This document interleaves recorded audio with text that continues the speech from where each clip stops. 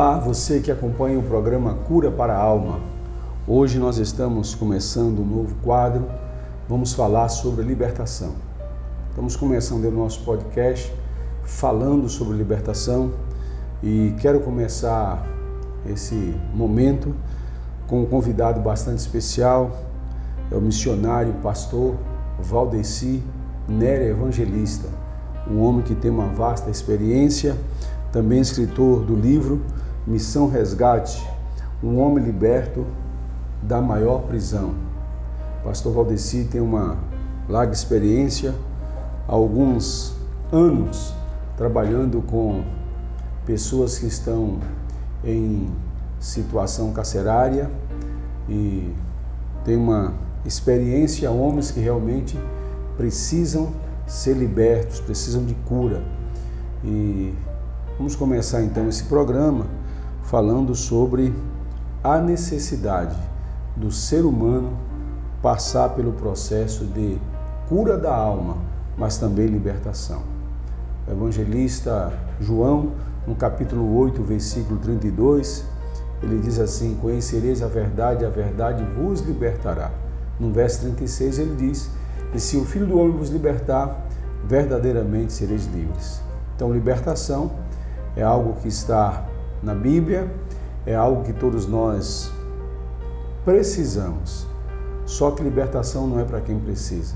Libertação é para quem quer ser liberto das suas mazelas e principalmente dos cativeiros que são impostos pelo inimigo da nossa alma. Então, estamos aí com o pastor, evangelista, missionário Valdeci Nery, que vamos bater um papo. E aí, pastor? Beleza? Beleza. Boa tarde, pastor Tino. Boa tarde a todos que nos assistem. E vamos partilhar aí nessa tarde um pouco dessa experiência, desse trabalho que podemos desempenhar aí ao longo destes anos. Tudo bem, pastor, fala um pouquinho do seu livro Missão Resgate, para que as pessoas possam compreender do que nós estamos falando. Bem, falando pelo título, né, Missão Resgate, eu cheguei a esse entendimento desse título baseado na experiência que é uma missão, né? Uma missão é um propósito que você tem a realizar e que você só entende ele completo quando você realmente conclui ele e ali tem êxito, tem resultantes. E resgate é resgatar alguém que não está em posição de liberdade, né? Alguém que não está livre, que não está andando soltamente. E para mim foi a primeira proposta, eu ser resgatado pela minha própria vida, ou seja, uma vida que eu vivia e que não dava muito, não tinha umas, vamos dizer assim, respostas positivas, não tinha uma vida muito equilibrada. E então eu começo a partir desse princípio de que a primeira pessoa a ser resgatada para uma vida nova teria que ser eu. E então começou aí essa história, esse registro desse livro, que foi aí um relato de muitos anos trabalhando nessa proposta de libertar os homens, né, do cárcere, mas não somente do cárcere físico, mas do cárcere espiritual. Muito bem. E acredito que essa deve ser a nossa maior preocupação. Antes de querer cuidar de alguém, olhar para nós mesmos, receber esse cuidado e antes de querer se colocar na missão de libertar ou de libertador, passar pelo processo. Interessante que a gente vê isso com o próprio Moisés, né? Isso. Moisés, ele, antes de ser o grande libertador, ele passou por um processo de 40 anos. Precisou se libertar de algumas coisas, alguns conceitos e até mesmo de algumas emoções que ele não sabia lidar com ela. E Deus o levou para o deserto e ele ficou ali só 40 anos passando pelo processo, né? E depois conduzindo o povo por aquele deserto por mais 40 anos. Mas, pastor, no seu ponto de vista, o que é libertação? Libertação tem aí algumas contextos aí que você pode fazer algumas interpretações dela, mas eu faço sempre um paralelo entre a questão de um guia turístico só consegue levar o seu grupo a um lugar aonde ele já foi, porque se ele for junto com eles descobrindo a cada momento, ele também passa a ser um daqueles do grupo, ou seja, então ele vai ser surpreendido em cada momento.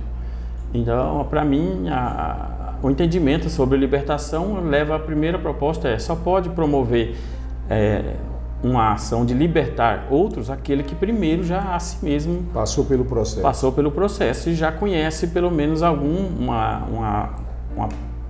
uma grande parte da caminhada, né, da jornada. Não quer dizer que a libertação ela é conclusa, né? Ela está sempre num processo. Então, você é liberto hoje de coisas que de repente amanhã você será novamente liberto de outras mais, porque o princípio bíblico, né, prevalece: conhecereis a verdade e a verdade vos libertará. E essa verdade ela vai sendo revelada à medida do crescimento, do desenvolvimento de cada um de nós. Agora, hoje nós temos bastante informação, né? Hoje nós temos bastante especialista, pessoas que lidam, que trabalham, mas quando você começou há 30 anos atrás, como que era o negócio? Realmente, aí é uma pergunta que realmente traz à tona muitas lembranças, muitas coisas. Eu digo, não fui como Moisés, passei 40 anos, né, no deserto, mas cheguei bem perto. Então, uns 30 anos ali nesse exercício, desse trabalho, realmente me deu muitas experiências, muito amadurecimento. Hoje tenho bastante, uma bagagem boa. Eu costumo dizer que aprendi primeiro na prática para depois ir para a teoria. Então, na prática, você já não tem tempo de perguntar como como vai ser. Você se depara com a circunstância e lida com ela. E aí, então, tem o bom desse lado de aprender com a prática, é porque você vai começar a entrar numa dependência do próprio Espírito de Deus. É isso aí. Né? E o Espírito de Deus te conduz por caminhos corretos, caminhos perfeitos e respostas que você talvez nem imaginava, nem ponderava, mas que realmente dá resultantes de transformação, de libertação mesmo. Então, foi ali uns longos primeiros anos de muita experiência, que a gente diria aí hoje, de muitas ações sobrenaturais, de moveres de Deus mesmo ali espirituais, porque eram vidas muito perturbadas, vidas muito atribuladas, e então para promover uma certa tratamento ali, um começo desse tratamento, e então aprofundando e depois aí levando essas pessoas ao entendimento, a um evangelho, né, de mudança de vida. Isso realmente passava por um processo muito meticuloso. Então a gente foi aprendendo ali na lida. Não foi muito. Tem várias, tem muitas experiências que são aí os registros desse livro, né, que estão relatados aí em vários parágrafos aí, vários capítulos desse livro, muitas experiências ali vivenciadas nesse tempo. Muito bem. Agora, lidar com uma população carcerária é algo que não é muito fácil, porque você está lidando com homens que ali estão porque eles em algum momento decidiram não cumprir as regras estabelecidas. E você vai se deparar com homens, e alguns deles, os crimes que cometeram, você acredita que eles foram influenciados também por um espírito maligno, uma ação maligna agindo através dele? Você consegue identificar isso, ou conseguiu identificar? Tem algum relato, alguma situação que você presenciou assim sobrenatural, dizer, não, esse camarada aqui ele fez isso, ou ele está agindo dessa forma porque ele está sendo influenciado por um espírito maligno? Sim. Ao longo desse tempo aí todo, houve várias experiências, sim. E tem algumas aí que a gente pode relatar, é claro, não reservando o direito de preservar. Sim, mas relata uma delas aí para nós. Zelar pelas pessoas, né?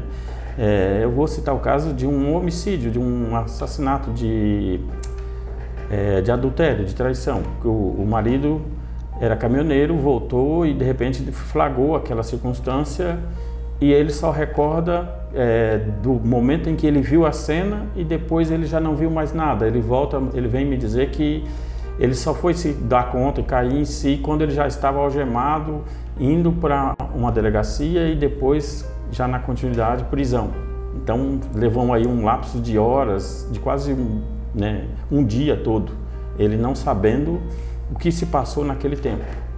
Então, eu imagino, para que tenha roubado a razão racional dele, só pode ser uma influência maligna, porque, enfim, pode ser um espírito de ira, né? Um espírito de vingança, de ira, de ódio. De ódio, porque ele realmente deu a cabo a circunstância, ele chegou a cometer o homicídio, matou a esposa, e depois ele ficou ali, quando chegar, depois já de adentrado lá o sistema, que a gente pôde, porque a gente tinha toda uma estratégia de abordagem, de conversação, de criar um vínculo ali, e então a gente conversando pôde ver esses lapsos, né, que atuam aí, e no nosso entender, só pode ser influência espiritual, influência maligna, para cegar o entendimento das pessoas e levar a cometer alguns tipos, né, de crimes e coisas assim que vá quebrando aí os princípios de regras, de leis.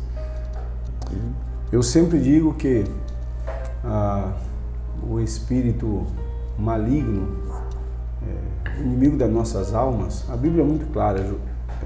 Jesus falou no Evangelho de João, capítulo 10, verso 10, que o diabo ele vem senão para roubar, matar e destruir. Esse é o papel do diabo, né? Ele vem. Agora, o diabo é um espírito, mas ele se alimenta daquilo que está na nossa natureza, na natureza humana. E pessoas que não conseguem controlar suas emoções, por isso que é importante você passar pelo processo de cura da alma, você saber lidar com as suas emoções, porque uma pessoa que não consegue lidar com as suas emoções, elas podem ser, sim, influenciada, elas podem cometer atos sendo influenciada pelo maligno. Você vê mesmo um discípulo de Jesus, Pedro, um homem que estava com Jesus, que sempre dizia coisas bonitas acerca de Jesus, que era fiel ao Senhor Jesus, mas Pedro tinha um problema seríssimo. Ele era sanguíneo, ele era uma pessoa que não tinha controle nas suas emoções e agia por impulso emocional. Em um determinado momento, o inimigo se aproveita daquilo e ele então se coloca como boca do demônio, do diabo, de Satanás, e ele fala que Jesus jamais chegaria à cruz. E Jesus então repreende, dizendo: para trás de mim, Satanás, porque você não compreende as coisas de Deus, mas dos homens. Então, naquele momento, Pedro foi influenciado. Podemos citar um outro caso, que é o próprio caso de Judas. Isso. Né? Judas era um camarada também que ele não sabia lidar com alguns sentimentos. E entre esses sentimentos estava ali, Judas ele gostava de um cascalho, gostava de uma grana. Né? Ele cuidava da bolsa, das ofertas que Jesus recebia das mulheres. E ele vendeu Jesus, trocou Jesus por 30 moedas. Então com certeza a gente percebe que por trás de uma ação humana pode haver sim uma influência maligna. Agora, por outro lado, o senhor deve ter tido muita experiência de ver homens que chegaram ali no sistema prisional, homens que passaram por um processo de cura da alma e de libertação. Sim. Eu estudei muito ali a carta, teve um período de uns anos que eu me devotei muito a estudar a carta de Romanos, porque o apóstolo Paulo ali faz na carta, né, aos Romanos, ele descreve muito bem esse princípio ali do libertar o homem, né, de si mesmo, de libertar o homem daquelas suas vaidades, das suas vontades, da sua própria natureza, né, que ele vai ali do capítulo 1 até o capítulo 7, ele vai falando disso, que o homem tem que ser liberto de si mesmo, e essa natureza que o homem tem, ela, vamos dizer assim, ela pode estar adormecida, mas se ela é provocada no momento e na ocasião oportuna, ela vai aflora, vai trazer ali danos, prejuízos. E então quando ele traz uma palavra lá que não se conformeis com este mundo, mas transformais pela renovação da mente. Capítulo 12 de Romanos. Então ele já está dizendo que se não houver uma transformação da mente, da maneira de pensar, de conduzir-se, de lidar com essas provocações, certamente o homem vai dar vazão às suas maldades. Por quê? Porque ele traz a sua herança, né, pecaminosa, e aí então ele tem todo um contexto que é criado, que é gerado ali, e isso vai alimentando dentro dele muitos leões, né, muitos, né? Ou seja, a natureza humana ela pode ser sim reeducada, mas pelo Espírito. A Bíblia diz assim que lá em Romanos 8 fala que aqueles que são guiados pelo Espírito não satisfazem aos desejos da sua natureza, da sua carne.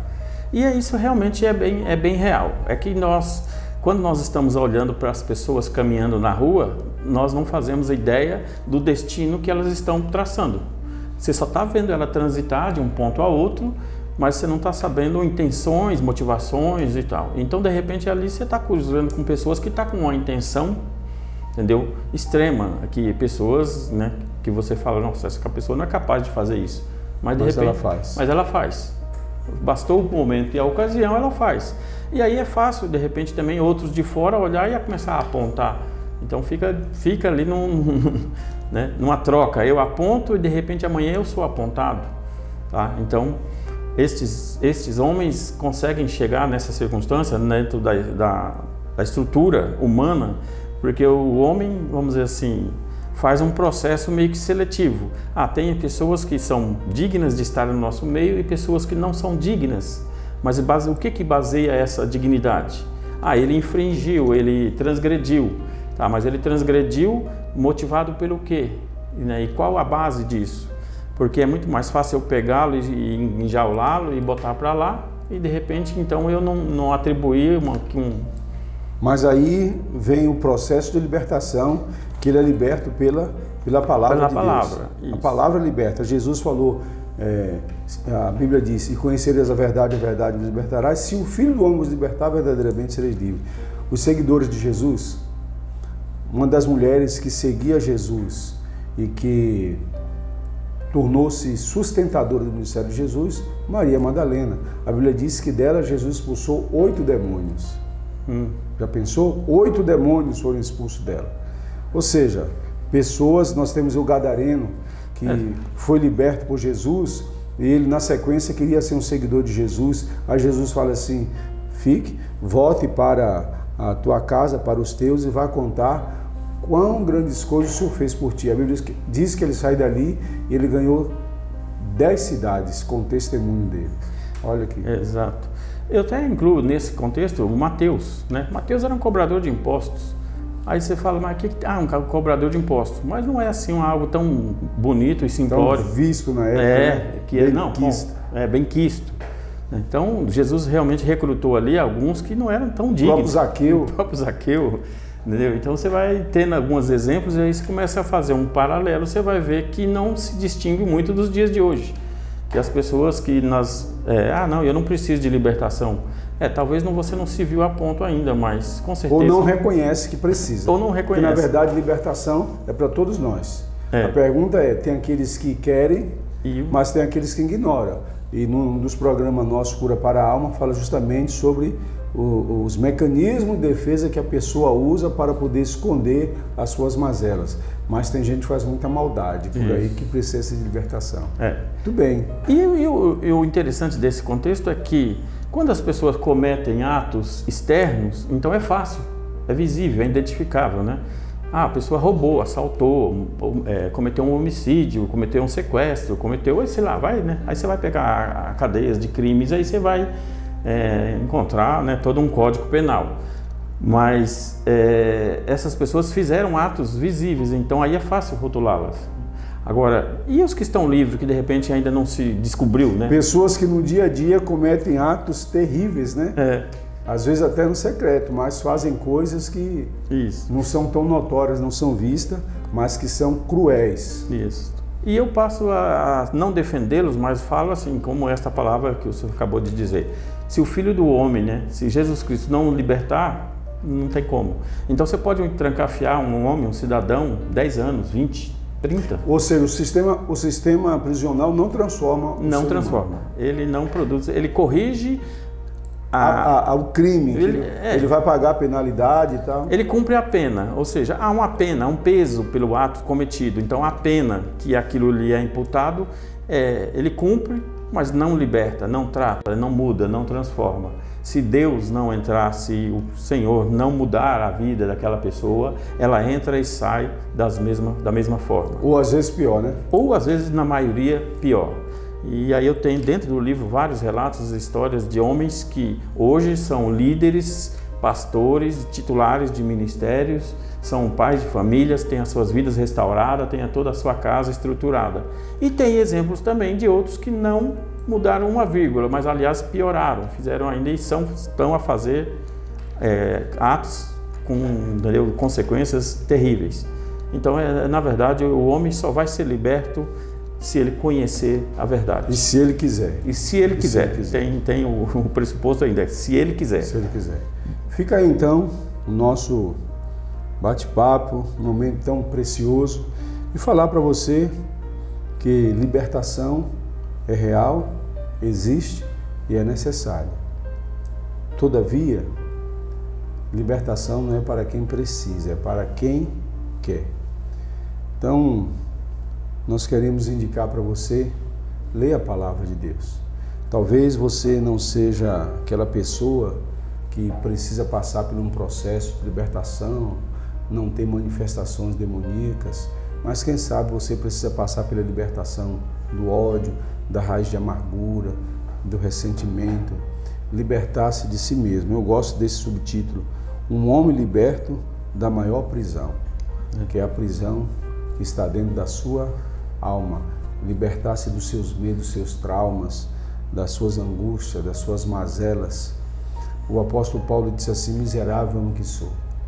O bem que eu quero fazer, se não faço, mas o mal que eu não quero, esse está sempre em mim. E eu deixaria ali uma dica para essa pergunta, né?